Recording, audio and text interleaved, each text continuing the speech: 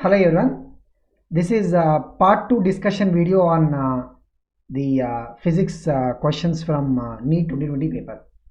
So in the part 1 we have covered from question number 1 to 25 in the set G5, and in this second part we will be covering questions from 26 onwards. We look at this question. In a guitar, two strings A and B made of same material are slightly out of tune. So out of tune means what? Their frequencies. So if you are assuming both of them to be vibrating at fundamental frequencies, so the frequencies will be what? Different. That is why we are saying they are out of tune. And produce beats of frequency 6 Hz means what? Basically, let us say if the frequency is FA for the string A, and for the FB it is what? String B it is FB. The difference between them is 6 Hz. Means there will be two possibilities. So FA can be higher or FB can be higher. There are two possibilities. Okay. So what is the first information we have when they say that the beat frequency is 6 Hz? The difference, we will take a modulus. Modulus of FA minus FB is equal to what? 6. So FA may be 6 higher than FB, or FB may be 6 higher than FA. Now to conclude, we have to go to the next set of information. When the tension in B is slightly decreased, so in the string B, so assuming the string B is fixed between the two ends, the tension in that wire is what? Decreased. Now the speed of wave as well as the frequency will be directly proportional to what? The tension, or the force that is there inside the string. If you decrease the tension, means what is going to happen? The frequency of that particular string B will be what? Decreasing. Means if it becomes FB dash, imagine, then FB dash is less than FB. The FB dash value will be what? Less than FB. Okay.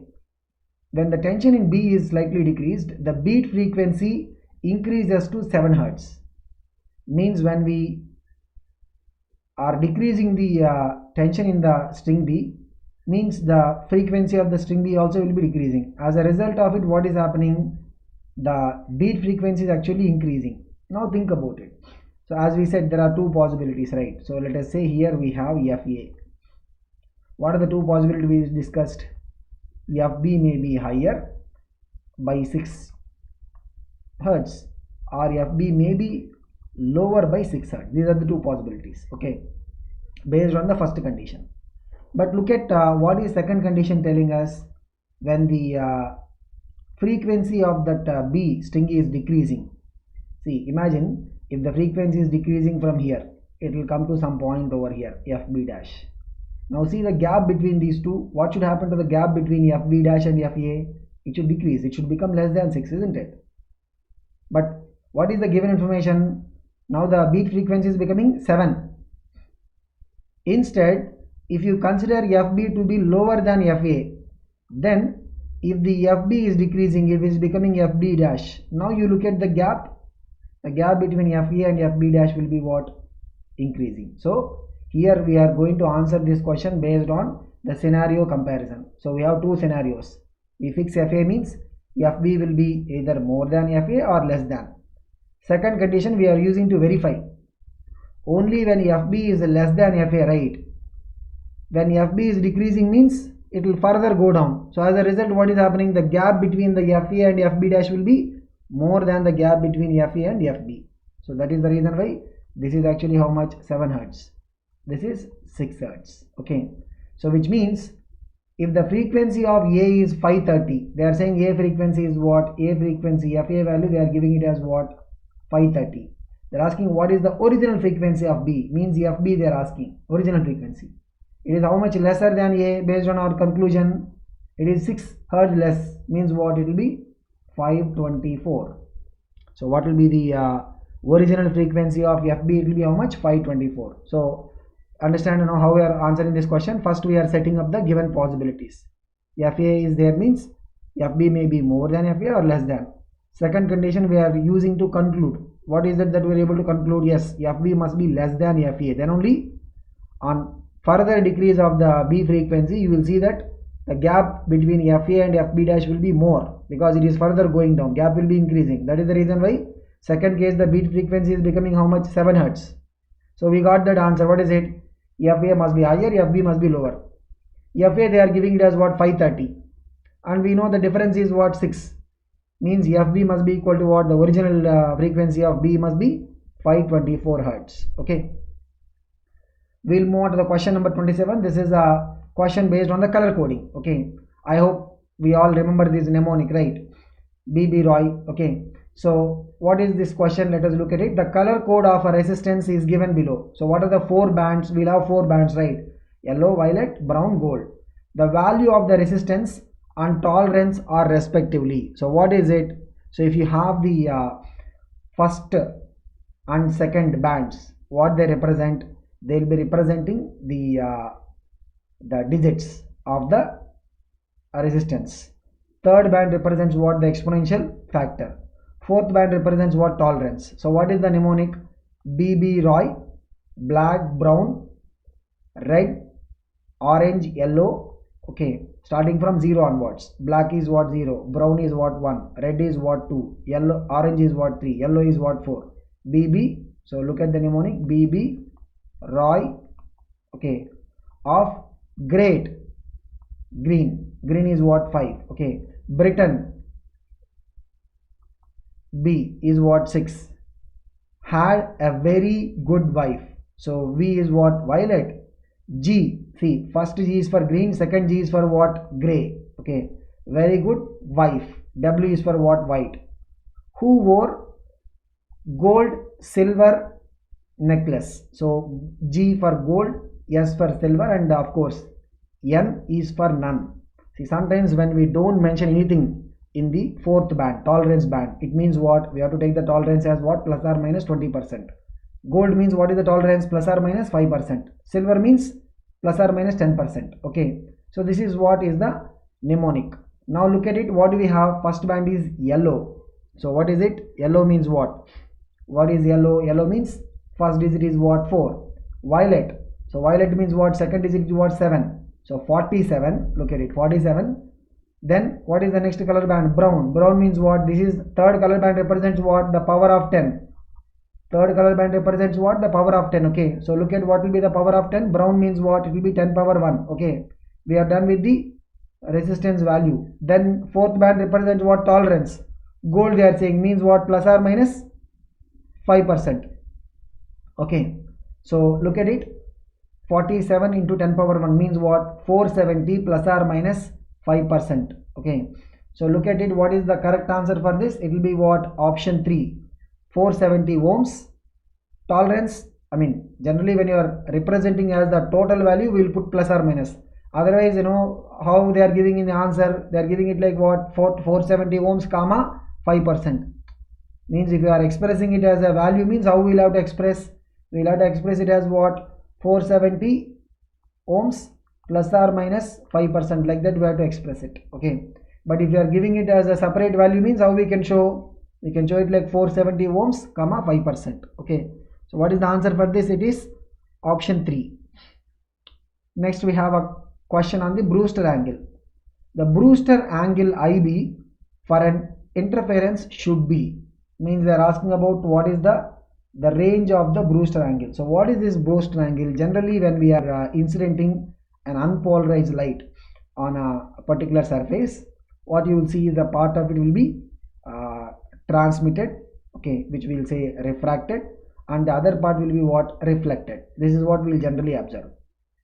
But particularly when we incident light at an angle which we will call as the Brewster angle, for the electric field oscillations parallel to the plane of incidence. So here we'll have the plane of incidence. The electric field oscillation should be what? Parallel to the plane of incidence. Okay, so if we have that, then what would happen is that, you know, there will be only refraction and no reflection at that particular angle of incidence. What do we call it as? We will call it as the Brewster angle. Okay, and the relation is what? Brewster angle will be related to the refractive index. So consider that, you know, here we have, imagine air. and this is the other medium. Okay, so we have air and this is the other medium. Okay, then the relation is what? Mu will be equal to tan phi b or theta b, whatever we say. Okay, so this is what is the Brewster angle formula. So mu will be what? If you consider this medium to be having a refractive index mu, and the initial medium is air, then the mu value will be equal to what? Tan theta b. So if you have two different medium, this is n2 and this is n1, then what is it going to be? It will be equal to what? N2 by n1. Okay, so n2 by n1, this is what will be equal to the tan theta b.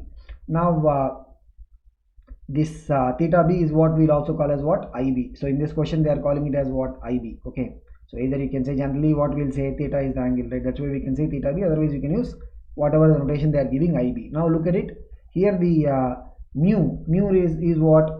The refractive index of that medium. So here the second medium, right, will be what? Optically denser.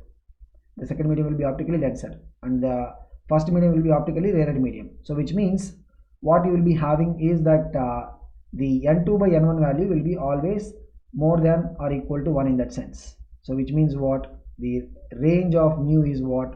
1 less than or equal to, or we can say 1 less than, okay, to be very precise. So what we can say, 1 less than mu less than infinity.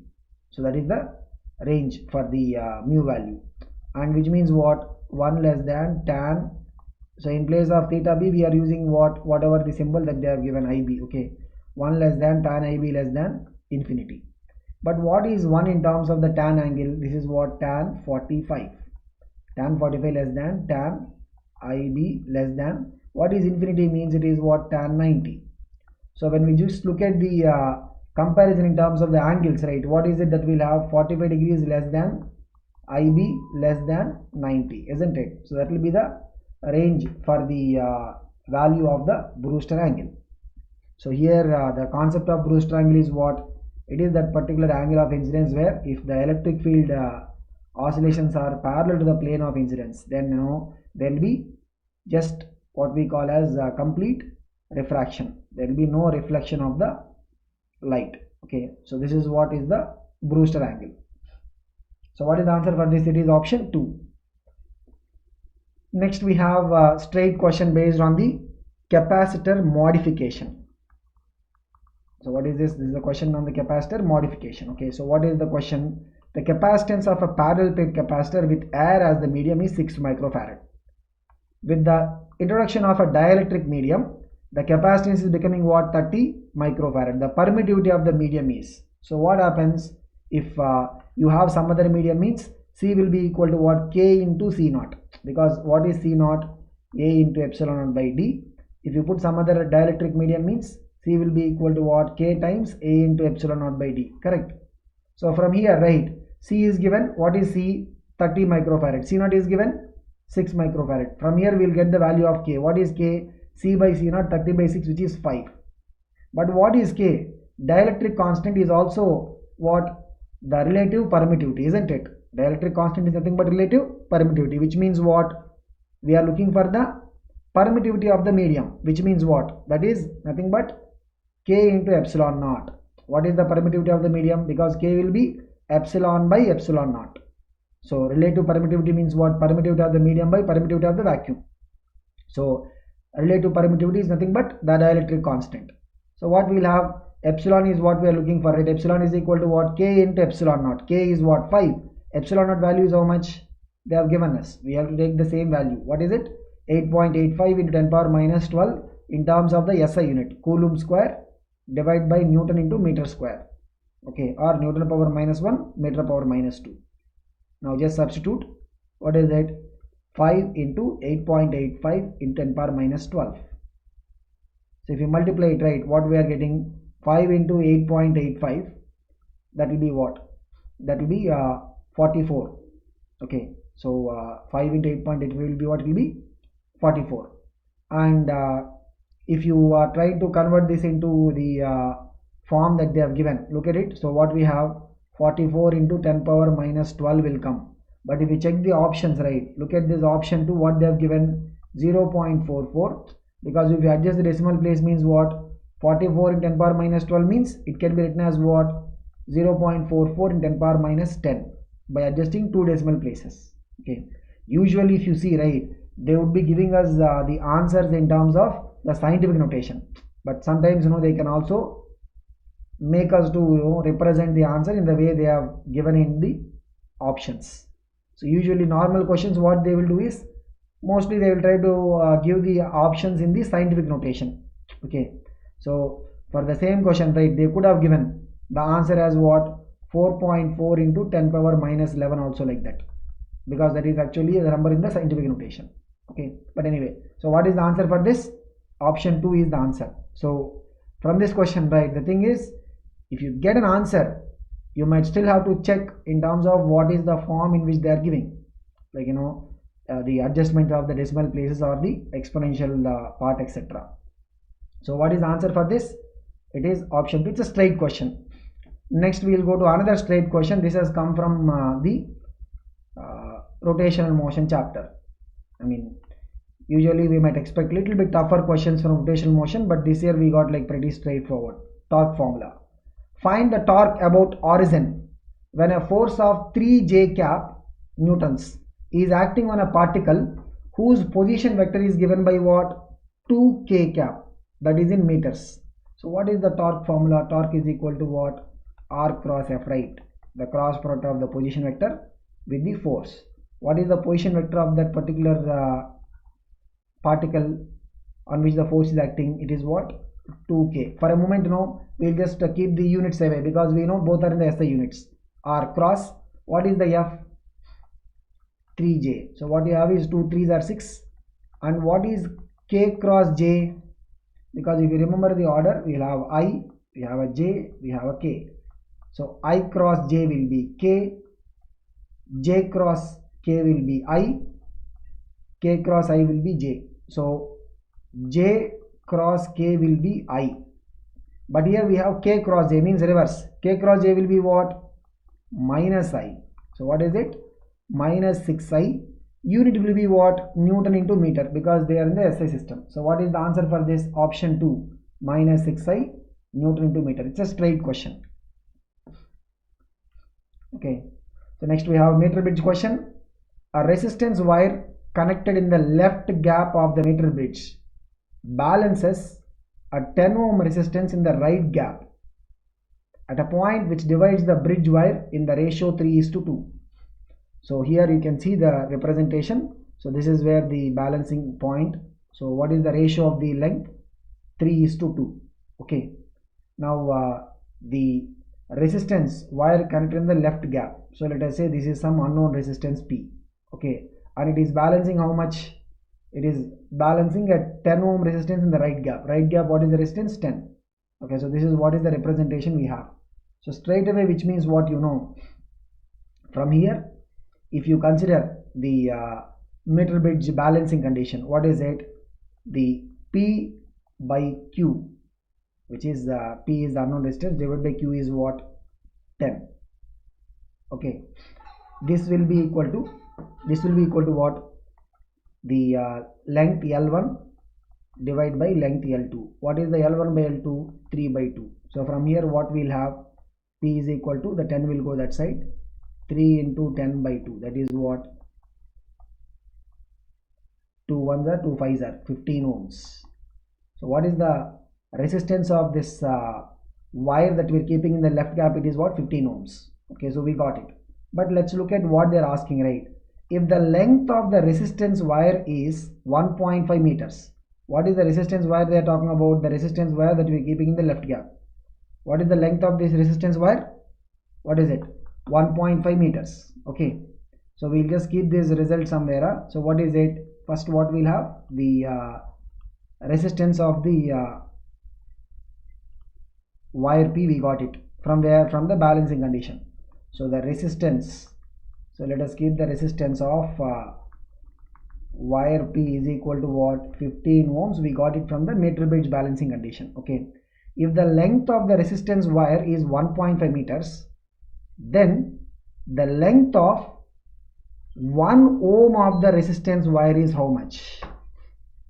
So here they are trying to ask us a question based on the dependency of resistance on a length of a particular wire. Look at it. So this piece of wire that we are having is how much length? It is 1.5 meters length. What is the resistance value? 15 ohms. This is what is our wire P.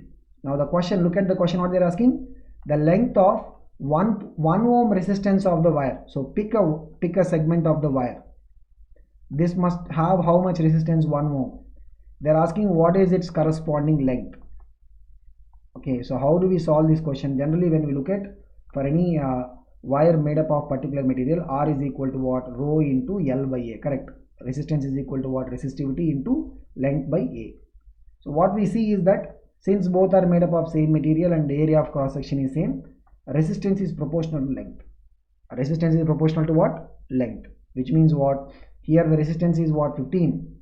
So 15 divided by the length here is what? 1.5 is equal to, here the resistance is 1 divided by the length here is, let us say, L.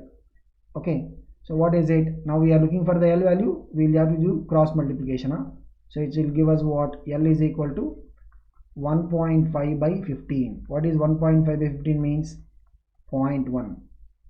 So what is it? 0.1. But you look at the options, right? They have not given 0.1, but look at option 1. What is it?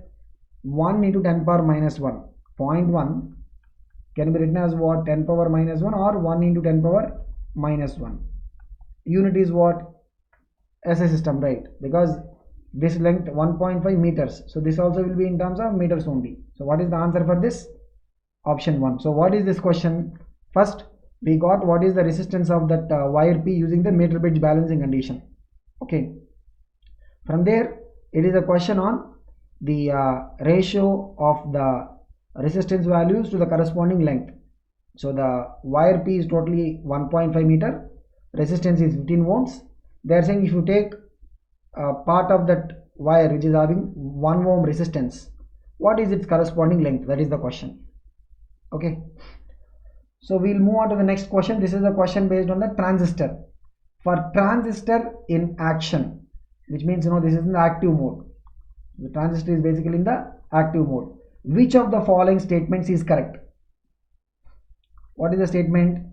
Base, emitter and collector regions should have the same size. Will they have the same size? No, they will not have the same size, right? Look at it. So if you talk about transistor which is in active mode, what do we see? The length profile talks about the sizes basically. So look at it, which will be the largest? Collector will be the largest than the emitter. Base will be what? It will be very thin. The base will be what? It will be having a very thin spread in terms of the length. So this is what? This is incorrect. We are looking for which of them is correct statement. Both emitter junction as well as the collector junction are forward biased. No, in the active mode, right? You can see this is the active mode. So the base emitter junction will be what? It will be forward biased, and the base collector junction will be what? It will be reverse biased. So base emitter will be what? The forward biased, and base collector will be what? Reverse biased. Okay, so this is incorrect. Both will not be forward biased. And statement 3 is what? The base region must be very thin and lightly doped. Yes, base region will be very thin, and also in terms of doping, right? The emitter is the one that will be highly doped. Emitter will be highly doped, and base will be what? Lightly doped. Collector will be moderately doped. Collector will be moderately doped. Okay, base will be lightly doped, and the emitter will be the one that is highly doped. Okay, so the statement 3 is what? It is the correct one. Statement 4 is what? Base, emitter and collector regions should have the same doping concentrations. No, we already talked about the doping concentration levels. So what is the correct answer for this? It is option 3. Next we have a question based on the electromagnetic waves. The ratio of contributions made by the electric field and magnetic field components to the intensity of an electromagnetic wave is. So what is the intensity of the electromagnetic wave? The intensity of the electromagnetic wave, which is the radiation power that is falling per unit area. Okay, so intensity will be equal to what? Half epsilon naught into E naught square into C, otherwise B naught square by 2 mu naught into C. These are the alternative expressions. If you look at the average energy density, the average energy density of electric field, the average energy density of electric field, right, will be equal to what? Will be equal to 1 by 4 epsilon naught into E naught square. Average energy density of the magnetic field, average energy density of the magnetic field will be equal to 1 by 4 B naught square by mu naught. Okay, this is the average energy density of the electric field and average energy density of the magnetic field. So when you add both of them, right, so here we must note one thing. What is it? Epsilon naught into E naught square will be equal to what? B naught square by mu naught. Okay, so this we will be able to straight away tell, because E naught by B naught will be equal to what? C. E naught by B naught will be equal to what? C. So when you add both of them, right, we are going to essentially get what? The total value of energy density, which will be either we can write it as half epsilon naught into E naught square or B naught square by 2 mu naught. This is energy density, this is intensity. What is the relation between the two? Energy density of the electromagnetic wave, energy density of the total electromagnetic wave is equal to what? Intensity by C. Just we have divided this by C value. So we can see clearly what the energy part of the electromagnetic wave is equally distributed between the electric field and the magnetic field. So if you are asking about the ratio of contributions made by the electric field and magnetic field components to the intensity of the electromagnetic wave, right, what will be the answer? Both will make equal contributions, right? If you take a ratio, means it will be what? Just look at this energy density ratio here. If you take a ratio, means both are equal, right? What will be the ratio going to come? 1 is to 1. So the total energy density will be equal to what? Either we will say this is intensity, right? Total energy density will be what? Either half epsilon naught into E naught square or B naught square by 2 mu naught. Look at what is the energy density coming from the electric field part? Half of this value. What is the energy density coming from the magnetic field part? Half of this value. You can see the factor here is 1 by 2. That's why half of this value. Half of total energy density will be from the electric field. Half of total energy density will be from the magnetic field, like that. Okay. So what is the answer for this one? 1 is to 1. Next we have a question based on the micro study of current. So in electric current chapter, right, or current electricity, we have this circuit study part, which is what we call as the macro part, and micro part will be dealing with the drift velocity and all these things. A charged particle having a drift velocity of, they have given the drift velocity, what is it? 7.5 into 10 power minus 4 meter per second in an electric field of 3 into 10 power minus 10 volt per meter, has a mobility of, so how do you measure the mobility? Mobility will be equal to what? What is the mobility formula? Drift velocity divided by the applied electric field. It's a straight formula question. Mobility will be equal to what? Drift velocity divided by the applied electric field. Okay. So in fact, drift velocity formula is what? I mean, here they have given the values, but what is the normal drift velocity formula? E by m into tau. Okay, so divide by E. Capital is what? Electric field. So what is the drift velocity? E into tau by m. E represents what? The charge of electron. Tau is what? Relaxation time. And m represents what? I mean, we are talking about the normal metallic conductor. M represents what? M represents the mass of electron, because the normal metallic conductors, what are the charge carriers? Electrons are the charge carriers, correct? So now we'll just solve this question. Here it is a straightforward question. They have given us the drift velocity, what is it? 7.5 in 10 power minus 4 meter per second, and they have given us the electric field. What is the electric field? 3 in 10 power minus 10. Just drift velocity divided by electric field. Look at it. So here it is what? The 10 power minus 10, it will become 10 power 10 when it comes to numerator. 10 power minus 4 in 10 power 10. What is it? 10 power 6 will remain in the numerator.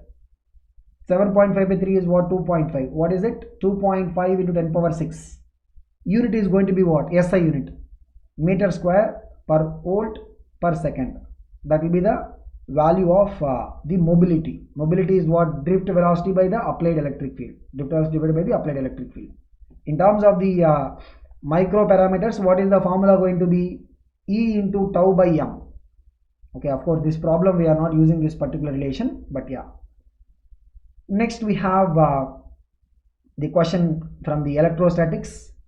A spherical conductor of radius 10 centimeter has a charge of 3.2 into 10 power minus 7 coulombs distributed uniformly. See, what are they saying? This is important, right? It is what? Spherical conductor. Conductor means what? If you give a charge, where the charge is going to be? The charge is going to be on the surface. For a conductor, right, where the charge is going to be, charge will be only on the surface. No charge will reside inside the conductor. Okay. What is the magnitude of electric field at a point 15 centimeter from the center of the sphere? See, look at here. We have to first of all decide one thing. Is the point that they are asking inside the sphere or outside? Look at it. What is the radius of the sphere? 10 centimeter. The point we are marking is how much distance from center? 15 centimeter. Means what? It is a point outside. It is a point outside. So what will be the electric field formula at a point outside?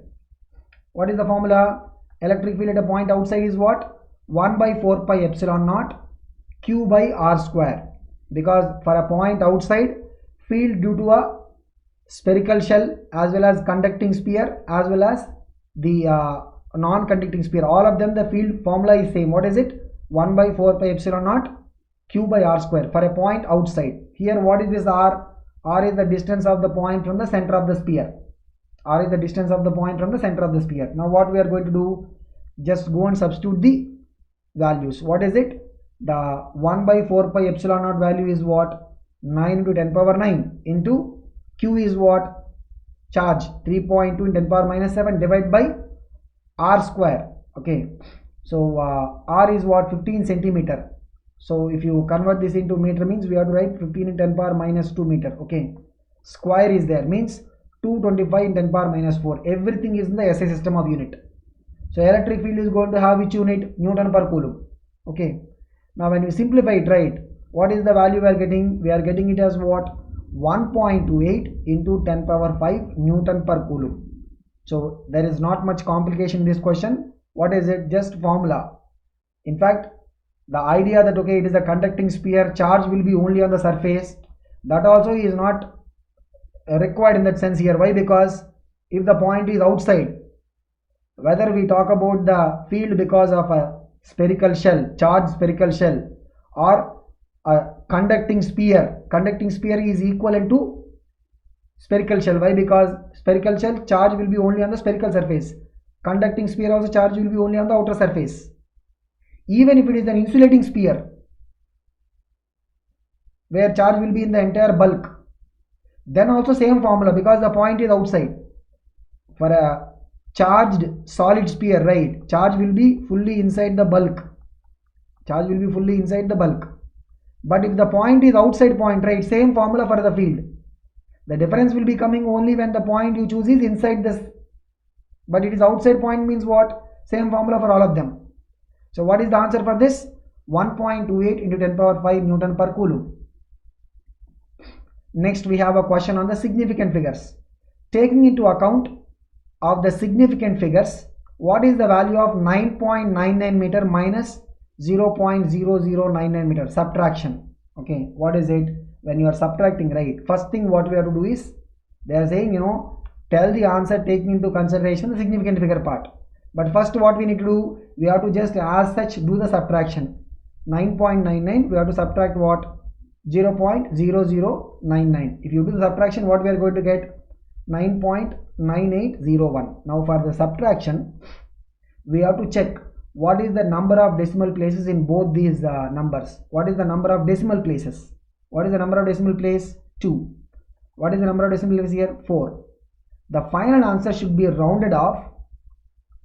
The final answer should be rounded off to the number of decimal places. The rounding off is based upon the decimal places. Number of decimal places as that of least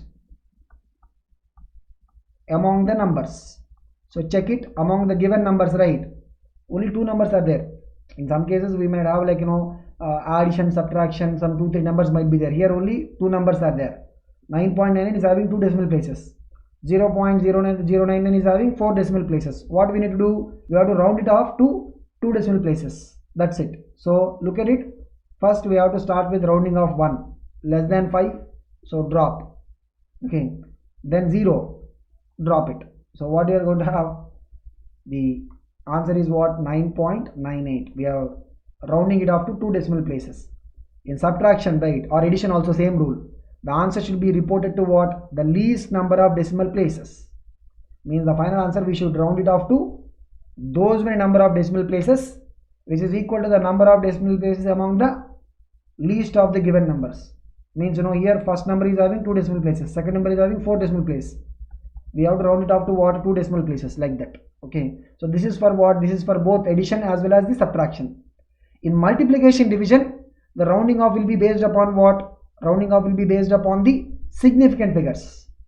So we will round off the answer in multiplication division, right? We will round off the answer to those many significant figures. We will round off the answer to those many significant figures which is equal to least among the numbers. Means let us say we are doing a multiplication division kind of operation between 3 numbers. One number is having 2 significant figures, other is having 4 significant figures, other one is having 5 significant figures. Which of them is the least? 2 significant figures. So the final answer will be rounded off to 2 significant figures, like that. Okay, so what is the answer for this? Option 1 is the answer. Next, this is a question based on the YDSE, Young's double slit experiment. In the Young's double slit experiment, if the separation between coherent sources, so what is the coherent source concept? We have these the 2 slits, basically that's what we call as the coherent sources. If you have a single light which is giving the particular wavelength, then we will keep it equidistant from these slits, so that to the slits we will get what?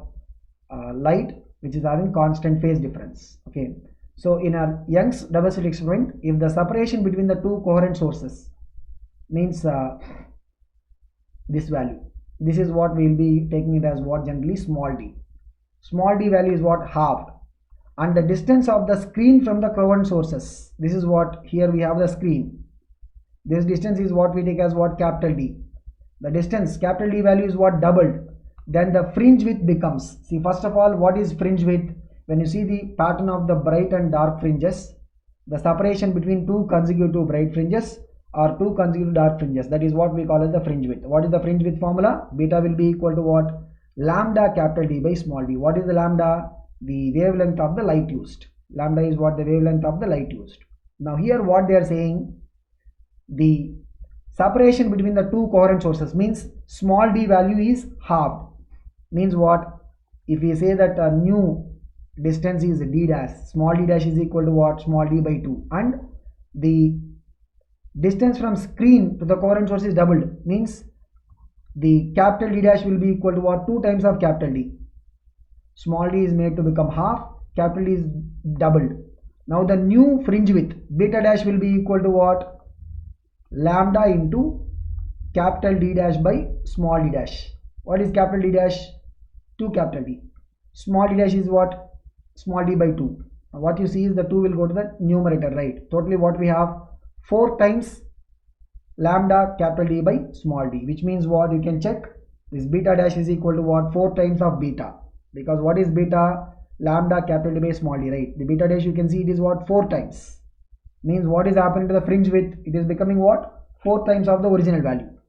Like even in some of the previous year questions, right, we have seen questions like what happens when the the entire YDSE setup is moved into some other medium. So where we'll see that when the entire setup is moving into some other medium, the wavelength of the light is going to change there. But here in this question we are using the same light, medium is not changed. Medium between the sources and the screen is not changed. So here the change is only in terms of geometric parameters. Okay, so we'll move on to what is the answer for this. It is option 2. Look at this. This is another theoretical question based on the thermodynamics. Two cylinders A and B of equal capacity are connected to each other via a stopcock. Means what? You can think of it like this. So there is a stopcock.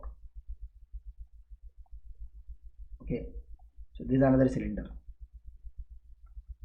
Cylinder A, cylinder B. Okay, equal capacity means what? Their volume is same.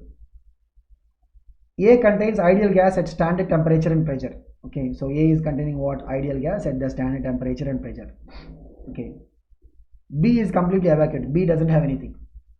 The entire system is thermally insulated. Means what? We are keeping the entire system covered with insulation. So we can take it like what? Adiabatic wall.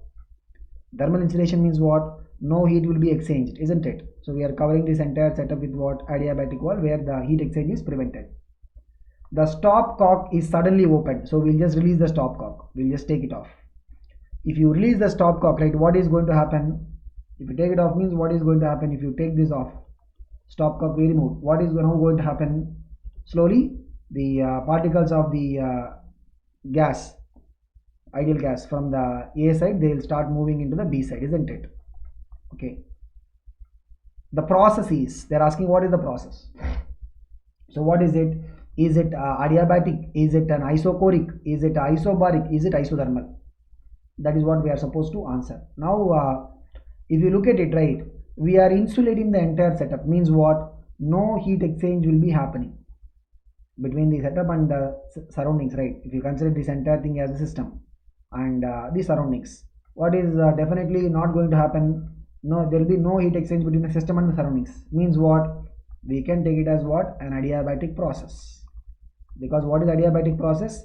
When there is no heat exchange between system and surrounding, right? That is what we call as the adiabatic process, isn't it? Is it isochoric? No, it is not isochoric. Why? Because here, when the volume is expanding, right, it is not isochoric. Is it isobaric? Pressure will be changing, because when the gas from the cylinder A is moving to cylinder B, the pressure in cylinder A will be decreasing, pressure in cylinder B will be increasing. Okay. Is it isothermal? There will be expansion. Means what? There is some amount of work done. So as a result, we will see that there will be some amount of change in the internal energy, but the heat exchange will be what? Zero. Why? Because the entire system is insulated. So what is the answer for this?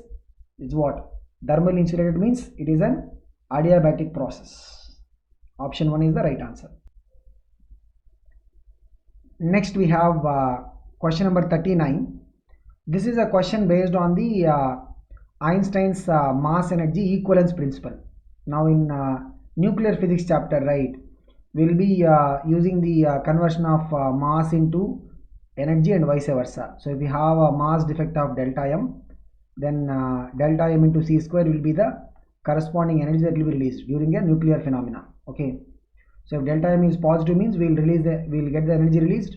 Delta M negative means that energy will be required for that particular nuclear reaction to happen. Okay. So here we have a rather straightforward question. The energy equivalent of 0.5 grams. 0.5 grams means what?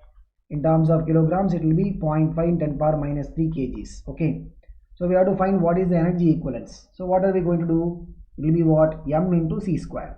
So M is 0.5. We are taking everything in the SI unit. So the energy will be coming in what units? It will be coming in the joules. M is what? 0.5 in 10 power minus 3 into C square. C is what? 3 in 10 power 8. If you square it means it will come as what? 9 in 10 power 16. So 9 into 0.5 is 4.5. And 10 power 16 in 10 power minus 3 is what? 10 power 13 it will come. Unit will be what? Joule. So what is the answer? 4.5 into 10 power 13 joules. Now in nuclear physics chapters, right, when we talk about the mass defect, generally we will get the mass defect in AMU. So there we will say 1 AMU in terms of conversion, right, is equivalent to what? 931.5 mega electron volt or million electron volt. Okay. That is the conversion that we use in the nuclear physics. When we talk about the radioactive phenomena or in general a nuclear reaction happening, we want to convert the mass defect into energy. Okay. But here we are not required to use this conversion factor. It's a straightforward question. We can get it from the E is equal to mc square formula. Okay, next we have a question based on surface tension.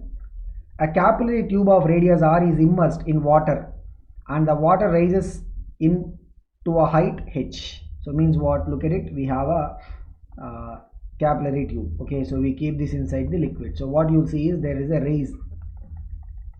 So the meniscus will be in what shape? It will be in the concave shape. Okay, because it is water, contact angle will be acute. Now what we see is that the mass of water that is raising in the capillary is 5 grams. Another capillary tube of radius 2r is immersed in water. The mass of water that will raise in this tube is, means we are having another capillary whose radius is double. They are asking what is the mass of the water that will be raising in that. Now think about it, when mass m is raising in that capillary, so the weight of that water is balanced by the surface tension force. Surface tension force will be acting along the entire boundary, which means what? 2 pi r into T, that is surface tension force. But surface tension force will be making an angle with the vertical. This angle is what? The contact angle. So the component in the vertical direction is what? 2 pi r into cos theta. That will be the force that will be balancing the weight. So here we can see one thing clearly. For another capillary tube, if you take, which is having the radius double, this is having radius r, that is having radius 2r. The surface tension of water will be same because this is the same liquid that we are talking about. The contact angle is also same. 2 pi is anyway a factor. G is a constant. So what you see is here the R2 by R1, radius is directly proportional to the mass. R2 by R1 is equal to what? M2 by M1. Okay. So here what is given to us? R2 is 2R. 2R by R is equal to M2 by M1 is what? 5 grams. RR is cancelled, so M2 value will be coming as what? 10 grams. So what is the mass of the water that will be raising in that second capillary? It will be what? 10 grams. We are just using the force balance. So the surface tension will apply a force in the entire boundary. The component of force in the vertical direction will be balancing the weight of the liquid that is raising. Okay. Next we have question number 41. This is based on the screw gauge. A screw gauge has a least count 0.01 mm. And there are 50 divisions on circular scale. The pitch of the screw gauge is, so what is the screw gauge appearance? We have a circular scale. So in a screw gauge we'll have a circular scale and there will be a main scale. Okay, so when you move one rotation on circular scale, on one complete rotation, the distance traveled on that main scale is what we call as pitch. What is pitch? Pitch is equal to what? The distance traveled. What is the pitch definition? Distance traveled on main scale. Okay, for one full rotation of circular scale. That is what is the definition of pitch. Correct. Now how pitch is related to the least count? Least count will be equal to what? Pitch divided by the number of divisions on circular scale. Here what is given to us in this question? It's a rather straightforward question. Okay. Least count is given to us. What is the value? 0.01 mm. Number of divisions on circular scale is given. This is what? 50. So what we have? Least count 0.01 mm is equal to pitch by 50. We are looking for pitch value. Pitch is what? We will take the 50 to the other side. 0.01 into 50 what? 0.5. Unit will be mm. So what is the value of pitch? It will be what? 0.5 mm. Correct answer is option 2. Okay, so here we just have to know what is the least count formula. Least count of the screw gauge is what? It will be the pitch by number of divisions on the circular scale. Next we have a question on the logic gates. So to answer these kind of questions, right, obviously, I mean, in NEET examination, we will not be having straightforward one gate. Like they will not be giving us questions like, AND gate, calculate the output, or NOT gate, NAND gate, like that. One standard gate they will not give us and ask us the truth table. They would usually give us a combination like this. What is this one? You see, A, this is what? NOT gate. So what is this? A naught means what?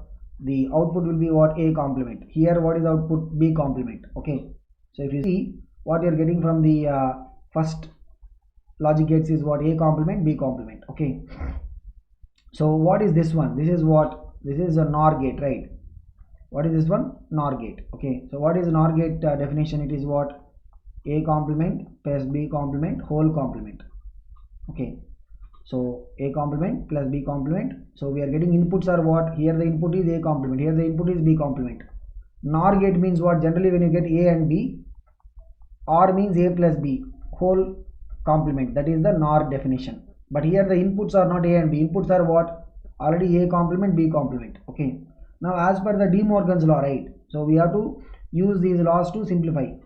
If you have so if you are having A plus B whole complement, that will be equal to A complement and B complement. A plus B whole complement means what? A complement and B complement. Here in place of A and B, we have A complement, B complement already. So what we are going to get? A complement complement and B complement complement. What is A complement complement means A. B complement complement means what? B. So what is it overall? It is nothing but AND gate. So overall when you look at the output, right? So overall if you see the setup, we are inputting A and B. The overall stuff is what? It is like an AND gate just. So AND gate means what? If you take, look at it now, what is the AND gate? If you take A is 0, B is 0, we will get the output as what? 0. If you take A is 0, B is 1, we will get 0. A is 1, B is 0, we will get 0. A is 1, B is 1, we will get 1. So what is the table that is corresponding to it? Option 4. This is the truth table of the AND gate. So sometimes what happens is when they give us a combination, right? The combination will get simplified into one particular standard logic gate. Okay, so to answer these questions, we should be knowing these Boolean operations. So what do you call them as? The De Morgan's law, all these things we call them as what? Boolean operations. If you know the Boolean operations means, we will be able to easily answer these questions. Okay. We will go to the next question. This is a theoretical question from the thermodynamics. The average thermal energy of a monoatomic gas. Monoatomic gas means the degrees of freedom will be equal to what? 3. Because monoatomic gas will only have translational degrees of freedom. What it will be having? It will be having only translational degrees of freedom. That is what is the monoatomic gas. Okay. Kb is the Boltzmann constant, T is the absolute temperature. We have to find what is the average thermal energy. See, for any gas, right? What is the average thermal kinetic energy formula? It is what? F by 2 into nRT if you have n moles of gas. F by 2 RT if you have 1 mole of gas. F by 2 Kb Boltzmann constant into T. It is for 1 molecule or 1 particle. This is for 1 mole. This is for n moles. Okay. Like this we will have the. So here we are talking about 1 monoatomic molecule. For FL is what? Monoatomic means number of degrees of freedom is 3. Means what? 3 by 2 into Kb into T. What is Kb? Boltzmann constant. What is Boltzmann constant? It is also called as what? The gas constant per molecule or per particle. What is it? The Boltzmann constant will be equal to what? What is Boltzmann constant? It will be equal to the gas constant R divided by Avogadro number. What is Boltzmann constant? The universal gas constant R, which is per mole. If you look at the unit of R, right, what is it? It is in terms of per mole. So you will divide the universal gas constant R divided by with what? With the Avogadro number. We will get the Boltzmann constant, which is also called as the gas constant per molecule or per particle. So what is the answer for this one? It's a formula question. What is it? 3 by 2 into Kb into T. For diatomic, what will be the number of degrees of freedom? 5. Triatomic linear means 5, but triatomic non-linear means it will be what? 6. So the thermal energy will depend upon what is the degrees of freedom. Next we have another theoretical question. The solids which have negative temperature coefficient of resistance. Generally when you look at the metals, right, the resistance will be increasing with temperature, and for a small temperature range we will try to look at this relation in terms of the temperature quotient of resistance. This alpha will be positive for what? It will be positive for the metals. Of course, this formula suggests like it is a linear relation, but actually over a long temperature range it will not be linear, it will be non-linear. Okay, but here the question is what? The solids for which negative temperature quotient, for the both insulators as well as the semiconductors, the temperature quotient of resistance will be negative. Okay, so partly this is attributed to the number density increasing, because in the insulators as well as the semiconductors, right, the number density means the number of mobile charges or free moving charges will be less at low temperature. As temperature is increasing means what happens, number density will be increasing.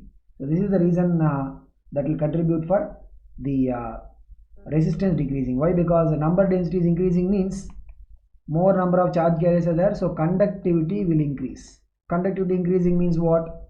Resistivity will decrease, hence resistance also will decrease. So that is what we will see. So the relation will be non-linear. Okay, if you look at a broad temperature range means it will be what? Non-linear. So resistivity as well as resistance, right, will be decreasing for the insulators as well as the semiconductors. Okay, so the correct answer is option 3. So the next question, the last question of the paper, 45. This is the question based on the center of mass. Two particles mass 5 kg, 10 kg are respectively attached to the two ends of a rigid rod length 1 meter, negligible mass. So the thing is what? Rod has no mass. That is something that we need to keep. Okay. The center of mass of system from the 5 kg particle is nearly at a distance of. So what is it? So for all these kind of questions, right, we know we have the center of mass coordinates formula, x center of mass, y center of mass, z center of mass, based on the weighted average formula. But here they are just saying these two are at a distance of what? 1 meter. Okay, so in terms of centimeters, what is it? If you take the location of the 5 kg particle as origin 0, 0, where is this 10 kg particle? It is at 100, 0, because it is a distance of 100 centimeters. Okay, now look at it. We want to have both of them, they are on the x-axis, right? So y coordinate is 0. We only look at the center of mass x coordinate. So x coordinate center of mass will be what? m1 x1 plus m2 x2 by m1 plus m2, weighted average formula. So what is it? m1 will take it as 5 kg. Yeah? So 5 kg into 0 plus 10 kg into 100 divided by what is the total mass? 5 kg plus 10 kg, m1 plus m2. So what is it? This is anyway 0. Numerator is what? 1000 divided by denominator is what? 50.